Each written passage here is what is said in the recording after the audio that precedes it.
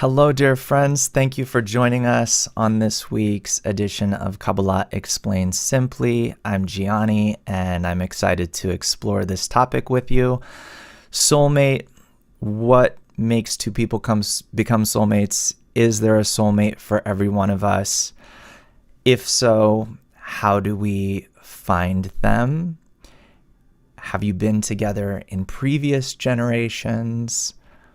We'll find out all of the answers to these questions today, and we'll start out with an interesting clip.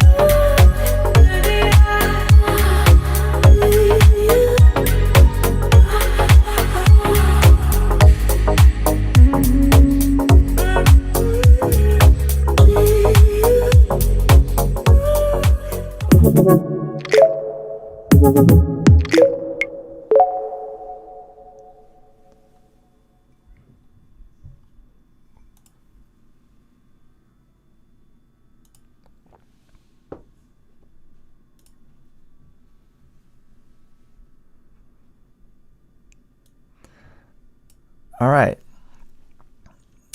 So that's to draw attention to the fact that it's not just to say that we're animals, but it's to draw attention to the fact that we need to distinguish in what are we different from animals. Here, because there's a narrow difference, and here are some quotes from Geoffrey Chaucer, the famous English poet, that he wrote about love. Knit us so fast that we never untwine. For in our act we do a sacrament to reach the merging of our souls in the tangle of our bodies. And of course, Chaucer was laughing at this idea that is a common thing that we think we can reach something spiritual through what is really a corporeal, beastly, physical act. And maybe there is a way that it can be the case, and that's what we want to explore today, right? We want to explore whether or not we can reach something called a soulmate in this world. Is that something possible? Or is it like many people have concluded already that there is no such thing as a soulmate? I can go on Tinder or some other dating app and I can find a soulmate for tonight. I can find a soulmate for tomorrow night, and we'll be soulmates for a little while. Because it's so easy now. It didn't used to be this easy. And we see that, we really are just doing kind of the same rubbing.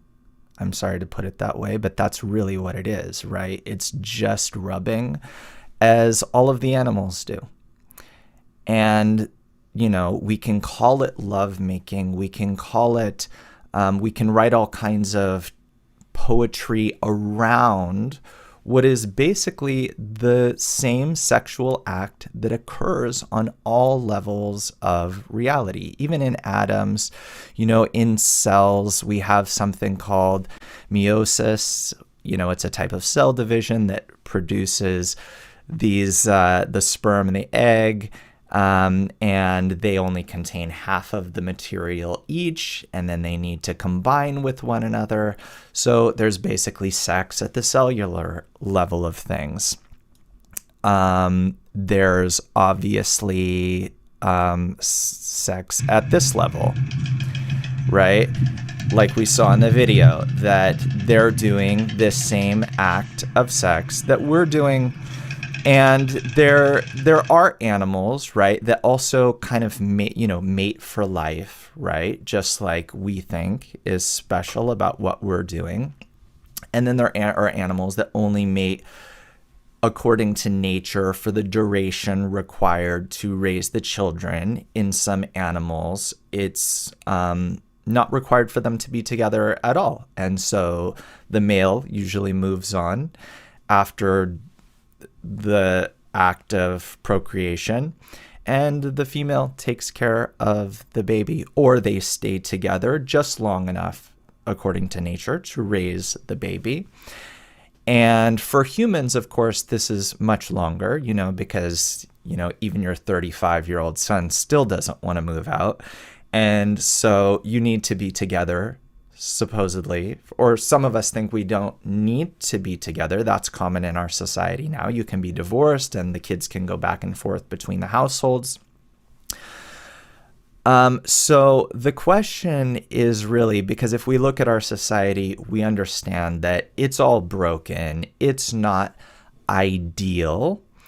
And I want to say on behalf of the wisdom of Kabbalah that it's not according to nature, meaning it's not according to spiritual laws.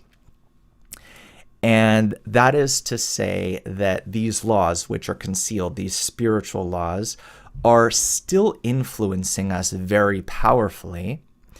They're actually running the show, whether we like it or not. And those laws don't change. So the only question is, if I'm in accord with these laws, then things will be good for me. I will feel peace every day, as though every day is the best day of my life. Yesterday was worse than today. Today is better. Tomorrow will be even better than today. I will feel this. To the extent that I'm not in equivalence of form with these spiritual laws that are concealed from me, hidden, and opposite to what it seems to me should be the case. To that extent, I will feel bad, and I won't know why. I will just feel bad. I won't see a connection between that I do action X and I get result Y, and that's why I feel bad, but that will be the case behind the scenes. That's why Kabbalists tell us that we need to try to be in accordance with these spiritual laws. And there are some laws that pertain to our topic today, finding a soulmate. And we're probably not going to be able to agree on with all of these laws, because let's go backwards to the beginning of reality so that we can figure out where we actually are right now. So in the beginning of reality, Kabbalists tell us that there were two things, creator and creature, and nothing else. Just, first of all, the creature that felt itself alone in a palace of wonderful pleasures and goodness, and in this palace discovered, and there's no other people, there aren't even people at all, there's just this desire, a desire to receive pleasure. And it's filled with all kinds of pleasures, more and more, goodness, the finest fillings of all the different kinds of enjoyments that we could want, that we were built to want, the music, the food, sex, whatever you want is there. And this went through a process, this desire of distancing from the upper force, and eventually a shattering, in which shattering we start to feel that we're existing in a world, the world that we got born into.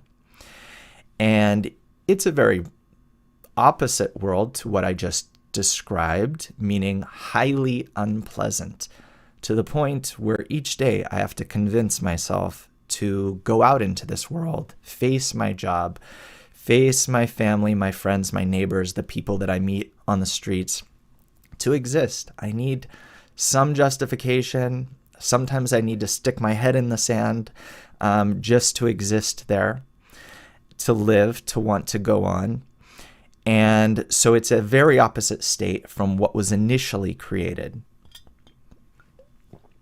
And it's a broken state in which everyone does whatever they want, as though there's no upper force, no spiritual laws. There's no laws of reality. If the police say that it's okay to do something, then I can do it. It's just fine.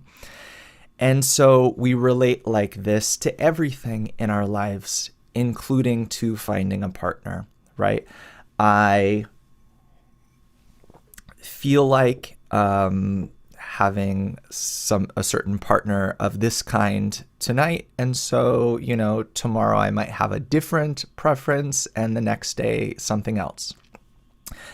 Now, let's go back, not all the way to the beginning of creation, but let's go to a few thousand years ago so that we can contrast it. And a few thousand years ago, we were much more similar to these animals that I showed you. We were much more similar to in how we chose our partner. And we'll talk, if we're even talking about a soulmate yet. Never mind soulmate, we'll get to that in a minute. But when it comes to the selection of partners, by which many of us would like to have a soulmate, right? Because that we're talking about a serious fulfillment there. There's nothing better than love. The fact that I think it's impossible to find true love, that's another thing. And I'm with you on how hopeless that looks when we look at the landscape. The Tinder, the TikTok, the possibilities around me. It doesn't look hopeful, but that's only with our limited perception of how we think we can control reality. Then yes, it's very hopeful because we have so much power, right? I can go on Tinder or whatever the dating app is now, and it's easy, right? And yet I can't find a soulmate. So it seems pretty impossible. And most people, though we used to have this fantasy that maybe we could find a soulmate because poets gave us these ideas, right? They started talking about it in this way, like Chaucer and Shakespeare, basically inventing love, right? They invented a concept of love that didn't used to exist, by the way. So a few thousand years ago, there was no such thing as love. We think probably, no, it's something eternal. No, it didn't exist. Not in this way, not in the Shakespearean way, not in the Hollywood way.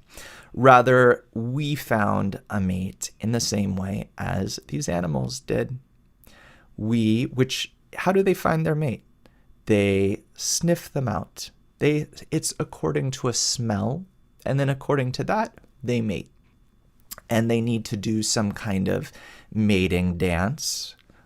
Maybe they all have some sort of mating dance by which they gradually connect.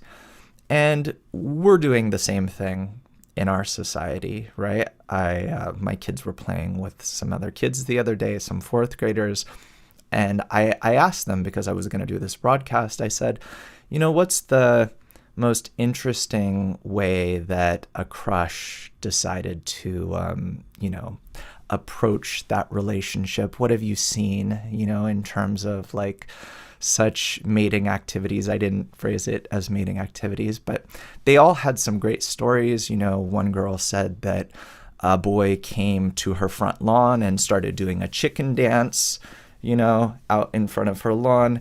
And as we become teenagers and then adults, our dances change, right? But it's still a mating dance. It's still very similar. The matter changes, but it remains as this sort of mating dance. And then, but in the past, how did it work out? So they did this activity by which to connect, and they would choose according to what was similar to them and what their family said. And we were very close to nature, so we would choose somebody who we truly liked. Now that sounds so simple, right? I'm going to choose somebody I really like every single time. I'm going on Tinder and I'm choosing somebody I really like. No, that doesn't happen. I actually don't choose according to what I like anymore because I'm very distant from nature. I don't know myself and I don't know what I should be looking for in a partner. But back then, they did. They sniffed each other out. Really, our brain is consisting primarily of olfactory cells. So this is actually very, very strong in us, the smell. And it's very important, though it's beneath the level of our threshold of consciousness. But this is actually very important, and we used to do it like this, just like animals. Smell them, sniff them. One meeting was absolutely enough to choose your life partner. One meeting. And then to bring this person to the parents. And this exists in all cultures that I've seen, that there's this matter of bringing the person bringing your mate to the parents to show them who they'll be fighting with in the future, at the very least. And that was how we chose, in a very natural way. And there was no such thing as beauty, right? There was no such thing as love. This was how you chose your mate. And this is how animals choose their mate. And it's actually very correct. And what do we mean by correct? We mean that it's according to the upper laws. We're not saying that you're going to do this today. It's impossible today. Because what we do that is according to spiritual laws, again, will always make us happier. It will be what is best for me, most beneficial. But things changed. Why? Because we are just like that upper desire, that spiritual desire that was the only thing that existed before all human beings, meaning I'm still a desire. Even though I feel myself as like that I'm living in a body, which is an imagination I'm having, actually, at the end of the day, I'm a desire. We're all desire. And this desire developed, and women started actually helping this evolution by, instead of preferring like a 400-pound, 7-foot tall guy, they started preferring a smarter man. And this made men want to develop and become smarter. And women did this because they realized that by this they could better provide for the family. It wasn't actually to be the strongest ape in the jungle anymore. It was rather who could use their brains. So they started preferring this more, the man's internality, what existed in him as capabilities and potential. And so we evolved, the women developed the men, and the desire grew and grew. But still, women and men were able to live together for the rest of their lives, right, after getting married. Today, this is no longer the case because our desire has grown so much, our egos have grown so much that I can't even stand to be with myself. I'm conflicted in myself. I'm against even myself. I can't make up my mind. And let alone bringing somebody into my house, into my apartment, into my bed, and to share it with them. I can't do this. For a night, maybe, but beyond that, it's just unthinkable. And this is why most people very logically assume that there is no such thing as soulmates. And if there is, it's really unobtainable. Now, let's start talking about how we can go closer. We've talked about history and where we're at. We understand it's shattered, but let's tell you in advance, there is such a thing as soulmates. There exists a soulmate. And that's what I showed you in the video in the very beginning, that for each person, also each animal, it's a question if we can really call it a soulmate, but I'll tell you later how maybe we can. But each molecule, every particle of reality has a mate, has other parts of this once whole common soul to which he is connected, he or she connected. You just are. And there's nothing you can do about that. You're connected to them. And there exists for each person a special other part that is a complementary part, that is a perfect part for you. And that is according to that, if you were to go back to that natural state where you could smell your mate like animals do. They smell and they just know it's right. Boom, they already mate, right? And birds can there's birds that find their mate. Boom.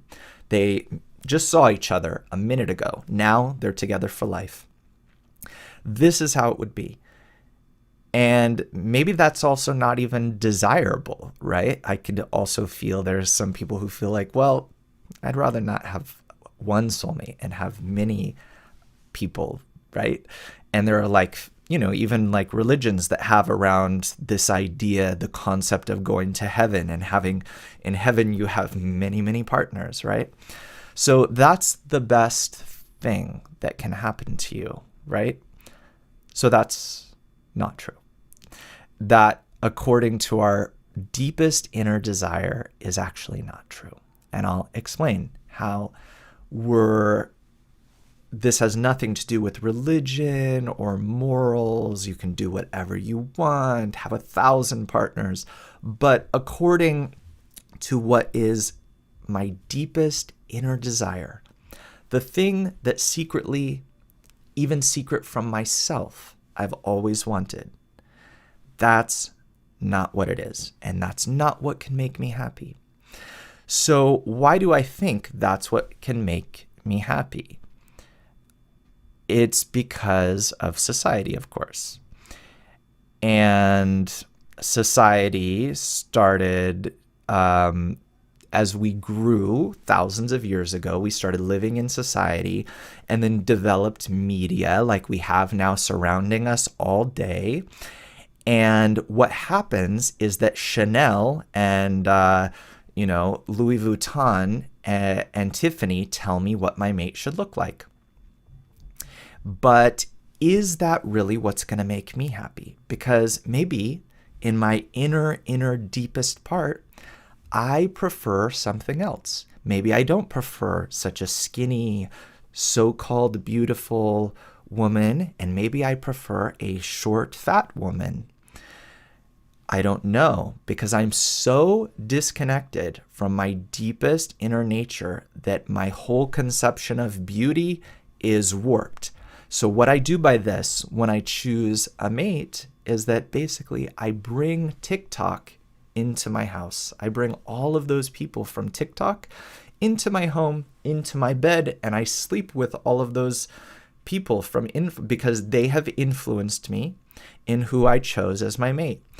So I chose this girl that basically they're starting to look like aliens, right? They're changing their bodies, getting all kinds of fake things that actually aren't according to their root, right? Because how I am in this world, it's a manifestation of the root of my soul.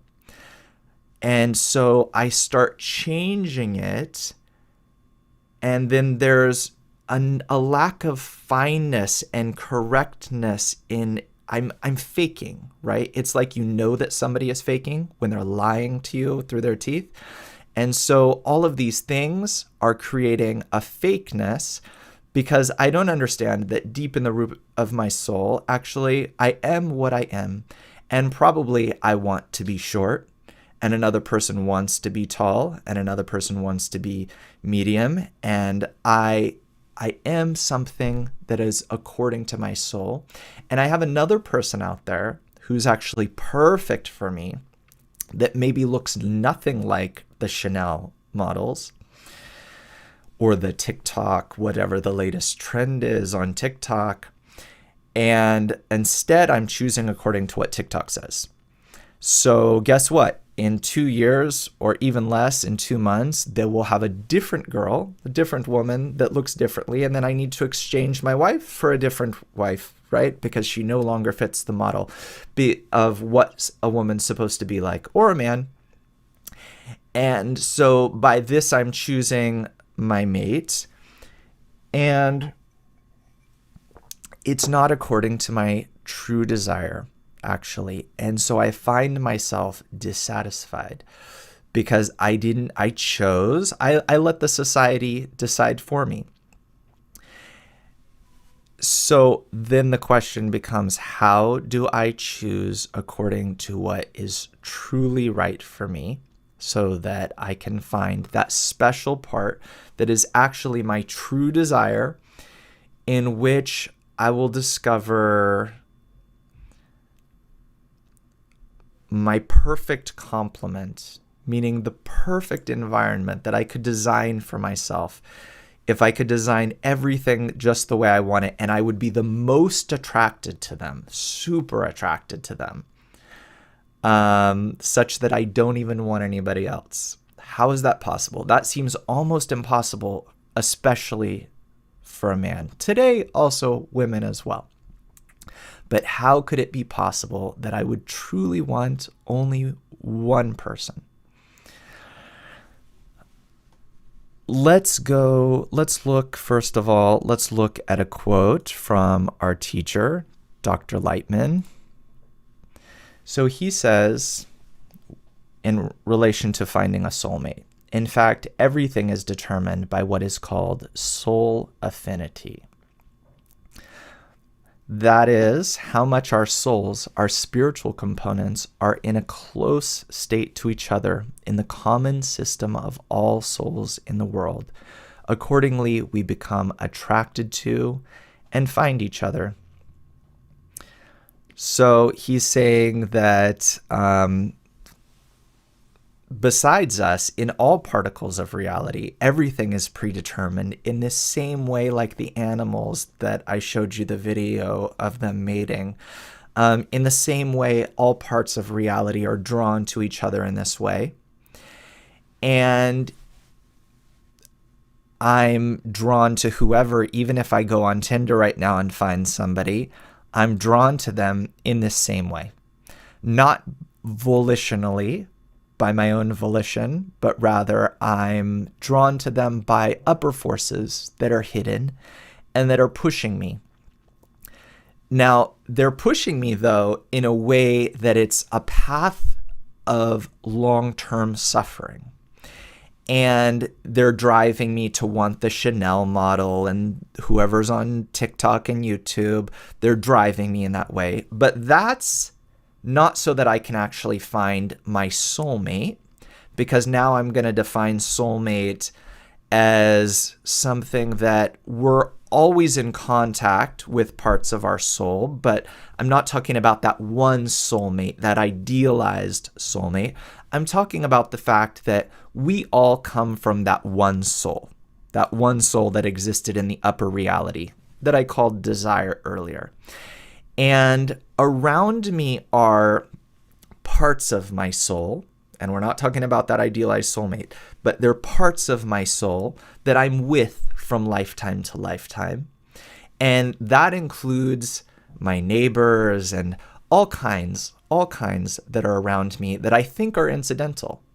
And I think that I can move somewhere across the world and get away from them. Or I think that I can go on Tinder and get someone different because I'm annoyed with the person who I'm with. But that is an illusion of my perception of reality, that I can escape these parts of my soul. In fact, all of the parts of my soul that are around me, and we said that there exist special ones that are closer to me, and that's why they're near to me in my perception. And there's nothing I can do to get away from them because they're the perfect ones, though I hate them. I hate most of them, and I try to avoid them as much as possible and be alone. And I can't even stand to have a wife that's next to me, barely. but there's no way that I can get away from them because it's pre-designed that they're the perfect ones for me to correct myself toward. You might have been through such an experience where you try to date different people and you see that, I keep dating the same person. I keep dating the same people every time. It's a different face, but it's like the same relationship, very similar problems. It's like someone keeps changing their Halloween mask. Now they're a Power Ranger. Now they're a Superman. Now they're something else. But it's really behind them.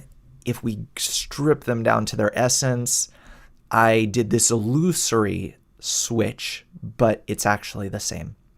And that's just to kind of give you a hint about how this works, that you cannot escape the correction. It's your soul that's around you. And I am in this world to change. I need to change towards them.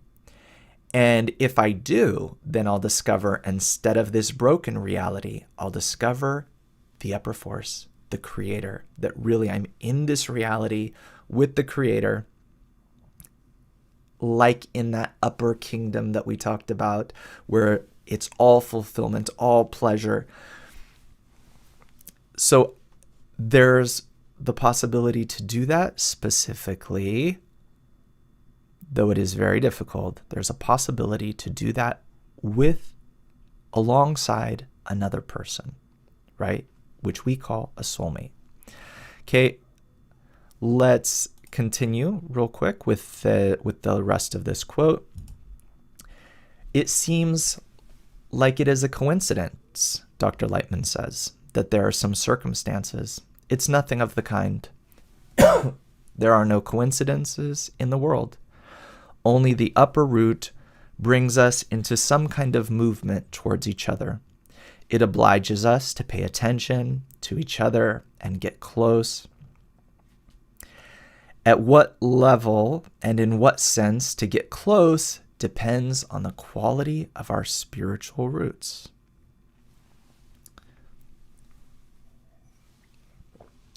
So let's kind of stop there just for a second. I want to say hello to everyone. Feel free to write in and say hi. I see many of you have. Jetsy from the Netherlands says hello. I'm sorry, I'm going to butcher these names. Mihaela from Romania says hi. Carl from Pittsburgh. Louise. Hi, Louise. Ellie, Sharon Goldberg from Colorado. Hi, Ruth. Martin from the UK. Cheryl from Virginia. Okay, and hundreds more on Facebook and YouTube. So hello, everyone. And we will have an opportunity to ask questions. I know there are tons of questions if you sign up for Kabbu, there will be a special session for an hour after this where I'll just answer all of your questions. And I'll try to hit a couple of the questions from the chats here.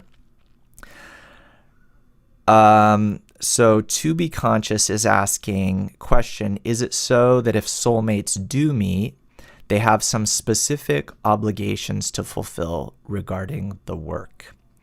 I assume that you mean the spiritual work. Yes, they do. There's actually something that is expected of us that is not expected of animals. And I said that we needed to define in what are we actually different from animals, because there is a zone. I didn't just want to insult us by saying we're all beasts. Rather, we are part of the animal kingdom. And most of what we think is different about us is a complete illusion. We haven't done, I'm sorry to say, I'm also like an educated person and I love culture and symphonies and all that, but we didn't actually do anything good since we came out of the caves. Because from the state of being in the caves, we could have already just foregone all of the technology, which isn't helping us. And we could have just not polluted our wonderful planet and created all of these hideous monstrosities on the skyline of the cities. We could have just done without all of this, because we don't have more pleasure now than we did then. We could have, from the little pleasures that were provided in abundance with all of the foods in this wonderful garden that the Creator, the upper force, set us into, we could have done this special work that exists between me and those other parts of my common soul that is broken, but we could have already fixed that. And in fixing that, we would have discovered between us, because you can only discover it in between the parts of that shattered soul, so that you're moving back to that only reality that truly exists, which is that state where it's you and the Creator and nothing besides. You, along with all the parts of your soul, but you discover that they're all one with you. And in this connection, which also, by the way, Kabbalists say that the minimum society is 2. So even with one other person, it's hard, but in theory it could be done. And in that cave, you could have connected, let's say, with 10 others and discovered the upper world. And in that upper world, this world would start disappearing, because it is an imagination. It's a dream. And you would discover this beautiful, not broken, whole, eternal world above death, above time, space. So the answer is yes, there is work for us to do with another person. Let's talk about what that is. Let me see if I can hit any other questions before we... let's see. Can we ever escape an abusive relationship? Grandma Patty is asking. It's a good question. I don't want to address it here because Kabbalah doesn't deal with that. Kabbalah actually, though it seems like I'm talking psychology here, that's because we're all psychology. There's nothing else to us. The fact that it seems like there's many options available to us and that I can do whatever I want, we're actually subject to laws, even in our psychology. And there are higher laws that we can discover, a system that through our psychology, because what we're talking about right now is also psychology, but through the right psychology, we can begin to discover spirituality, meaning it becomes, instead of something that's thin and flimsy and ephemeral like psychology is in our world, where we think a thought is like the weakest thing. That's the weakest thing. It has no possibility of changing anything in reality.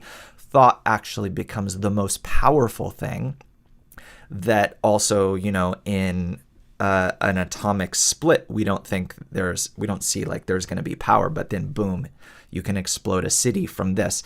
So the most subtle forces in nature are the most hidden forces and the most powerful forces. And so Kabbalah only really addresses the level at which we can start attaining the spiritual world. And I want to share with you what's possible, and not things that are on the level of, they could be addressed by a psychologist, right? Like if you go to a psychologist, they'll just tell you right away, leave an abusive relationship, I just leave. Or maybe we need to consider more, right? Because maybe I have kids, right? And I didn't see yet a divorce, though, of course I'm going to justify myself getting a divorce, but I haven't seen really a divorce where it got easier for anybody. So it depends what level of abuse we're talking about, right? If it's physical abuse, okay, that's it. It's not even a conversation. But if we're talking about where I subtly perceive that maybe something's not right in this relationship, so I think I already want to leave, but then I'm going to be breaking up the family, there are many calculations there. And I have no opinion on that. Kabbalah has no opinion on that, because Kabbalah is talking about the level at which I can truly make a change, really impact my reality. The only thing I can say is that if you change your environment, you change your destiny, right? So if I change my environment, I have the possibility of a new destiny. All right. So I would love to keep answering all the questions, but I'm afraid we're not going to have time to get to the most important part of this broadcast. So let's talk about how we meet our soulmate. Do I have any ability in this, or is it just like Rav Lightman says here, that it's all predetermined? It seems like coincidences that I meet different people, and really, I'm not doing anything volitionally. It's the upper force, and who I'm going to be with is who I'm going to be with. If I'm meant to be in the relationship, that's what I'll be in. All right, so this is basically these two cells. This is me and another person, or one lion and a lioness, or one bird and another bird. I'm just putting two cells as two pieces of this broken soul. Let's look at how attraction works. So, because we think it's happening because I like him, because he's a lawyer, he's so smart, or something like that, and that's why I'm with him, or I'm attracted to him, or he's 7 feet tall, and that's why I'm attracted to him, or she has a really nice body, and so that's why I'm attracted to her. But actually, beneath the surface, we're being attracted in ways that we really don't know. The truth is, and we don't like it because it makes us kind of feel like, well, I'm just an animal then. We're deciding based on scent, a lot based on smell, meaning there are people who naturally disgust me, and there are people that I'm naturally attracted to, and it doesn't have to do with the Chanel perfume that they're wearing. It has to do with the way that I'm structured internally, that there is somebody who's right for me, and I can sniff them out, and I can find that specific person, but I'm not the one that exists, right? And it means that they're correct for my correction, meaning my wending way towards the upper force, which is the purpose of my life. And I need to find that special person. Now, let's look at how the upper force is actually what we call, not what we call, but is actually the source of love. Because what we call love is basically just attraction, just like in the animal kingdom. And it's what is happening here between these two particles. What is happening, what needs to happen. Let's start with what needs to happen. Because this is, if this happens between you and another person, it's something very special. It's something where it's not just sexual attraction. It's not just that you match in what you like in this world, that you can find that perfect partner to do all of the things that you like to do, and that you can have beautiful conversations every day of your life, and that it's hard to believe, but you would never want to be with anybody else. No matter how sexy, beautiful, you would never want to be with anyone else. I'm going to tell you right away that what we're talking about can only happen if you're drawn towards the purpose of your life. Because I'm always defining the purpose of my life. At one point, I thought it was to get candy. At another point, I thought it was to have a cute girlfriend in middle school, let's say. At one point, I thought it was to become a doctor, get my PhD. At another point, I thought to become an entrepreneur. And we move through the stages of desire and each one of which seems to encompass all the others, right? Like if I'm a doctor getting my MD, I'm not really worried about that I can't party every night because I found such a great desire that I know is going to include all of the other ones. I'm also going to find a woman that values how smart I am, right? And I'm going to have the money I need and in other words, it includes everything. And there's such a desire, I can become like Bill Gates, who for him now, let's say philanthropy is, his biggest desire, maybe, I don't know. But there's also something that is higher than all, even being a scientist and winning the Nobel Prize, that now money doesn't even matter for me. It's just about the respect and that I'll be remembered. There's an even higher desire that includes everything below it.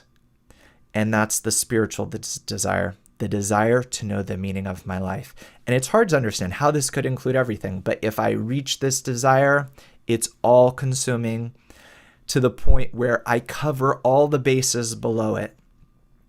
And if I discover this desire, then I can discover something with another person that is very special, that is called this. It's called man, woman, and divinity between them. Ish ve'isha v'shechina benehem. Okay? It's from the Zohar. And in that, I'll discover all that beauty that we're talking about from finding my soulmate.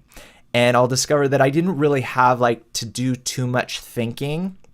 It actually could be like in ancient times where I meet them once and I'm not disgusted.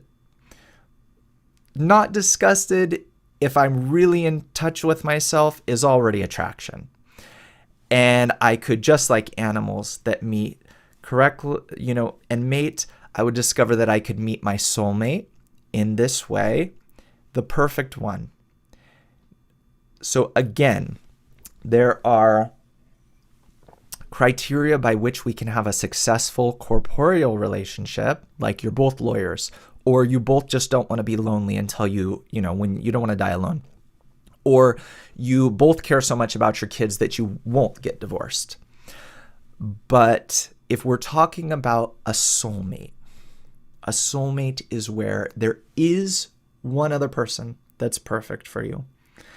And for this, and we have a problem with perception of reality because you're thinking about all the corporeal details. Well, how will I meet them? It's impossible. And in our times, it's a climate that is not conducive to finding something long-term and something really special and fulfilling. Well, there's a perception of reality problem, but you can definitely meet this person. But it depends on having this goal. If you define that this is the reason, meaning not because I'm looking for the sexiest, because then I can show them in different places, but then I'm stuck with somebody who's not ideal for me for the rest of the time. But I decide that for me, what matters is that we have this common goal, that it's truly somebody that is like me, and I'm a person who has this spiritual goal, and it's the most important thing to me. And we can start doing this process of connection. And then I will discover that, see, I'm trying to really summarize now because I see we're running out of time. But I discover that I've found my soulmate, let's say. And what happens here? Oh, garbage. Well, that's a weird slide to transition to. But when you talk about soulmates, what's going to happen is that you're going to discover that between you, you don't have man, woman, and Shekhinah between you, right? Instead, you have a pile of garbage because you both are shattered pieces of the common soul. And between you, now, instead of What used to be, let's call this delta, the upper force. The upper force is what came between you and that little girl that you met in the 3rd grade and that you were so in love with, or that person that you met on Tinder and it was like, boom, fireworks. What really is happening there is that there's an upper force that came between you. And so what did it do? It covered all of the trash that would ordinarily be between you. The ego that would ordinarily be between you. How many times does it happen that you meet somebody and then later on you're like, I don't even know you. Who are you? Or put differently, it's the same thing. You start discovering that there's so many different things that I don't like about you. Ugh, you're like this and that, and you have this habit. Gross. Like, what was I thinking about? That's what happened here. I'm being manipulated in a way that the upper force has vacated the situation. And that's how usually now it's like this. In the best case scenario, usually there's trash that remains between you. With all of my exes, disgusting. I actually still hate them.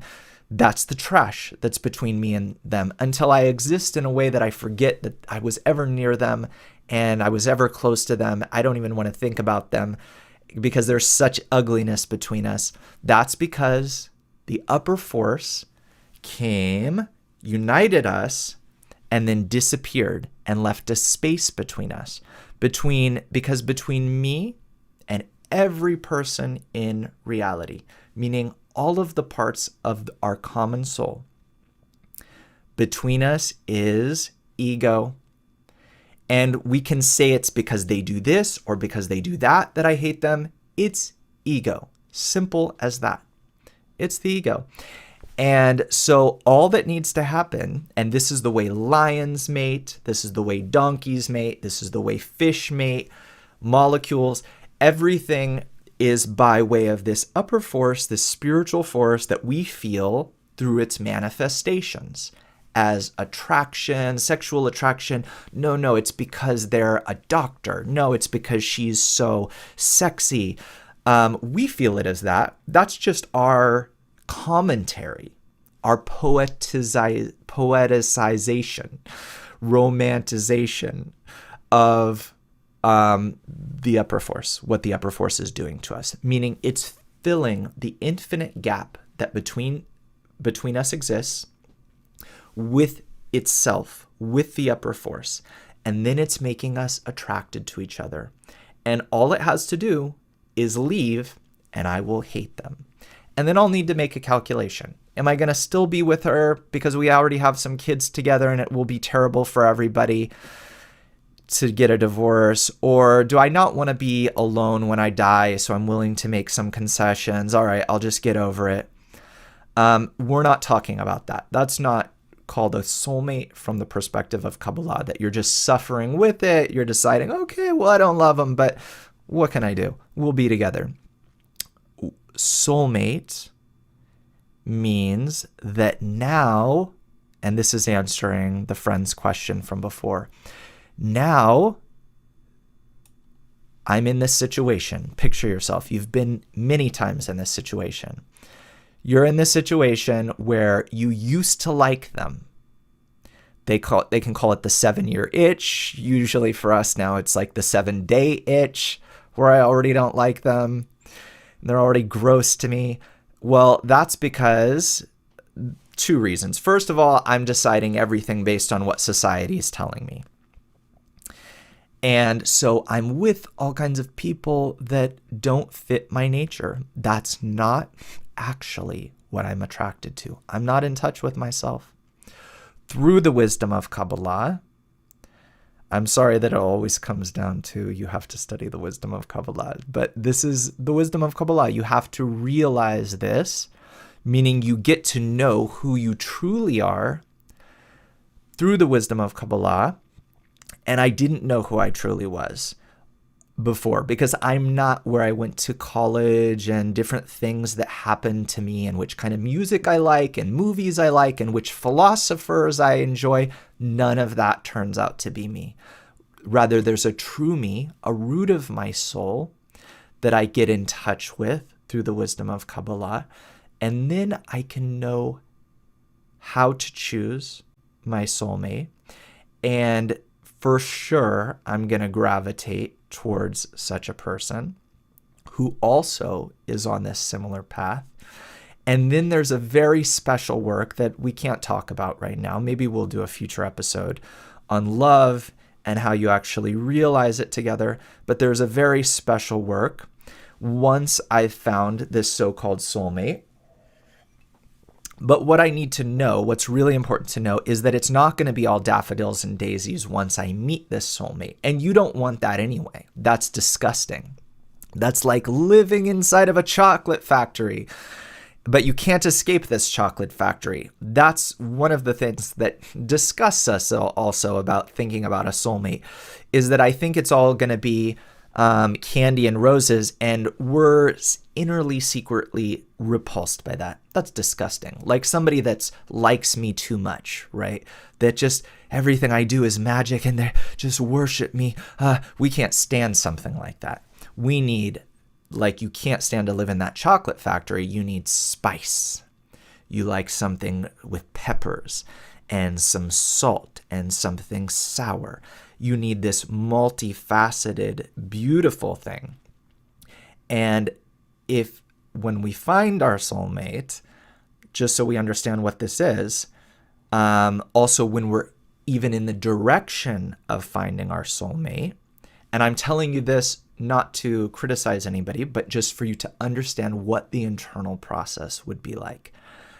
A person who is drawn towards this is actually drawn not towards 32 virgins or whatever it is, or, having a new Tinder every single night, but rather is drawn towards oneness. We think, it's more and more impressive to have many. Actually, it's the opposite.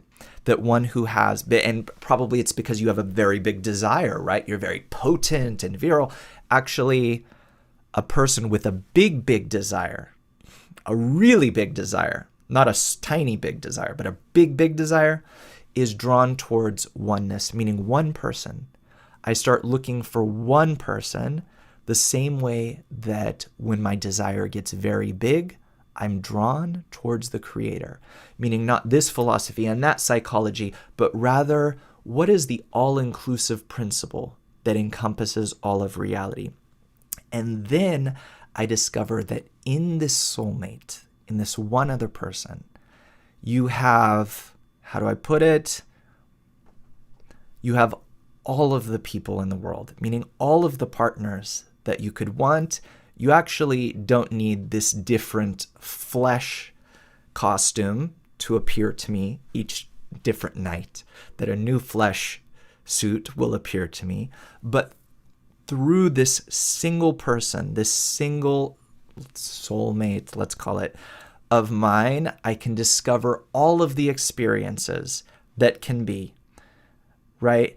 And each time we get broken apart, like the Creator's gonna do to us, right? He's gonna disappear from us, disappear out of our connection. Why? So that we will have this trash heap, because above this trash heap, that's where you actually discover not just your soulmate, but you discover the upper world. You discover the Creator. And that's what's called man, woman, and divinity between them. Only this is called a soulmate.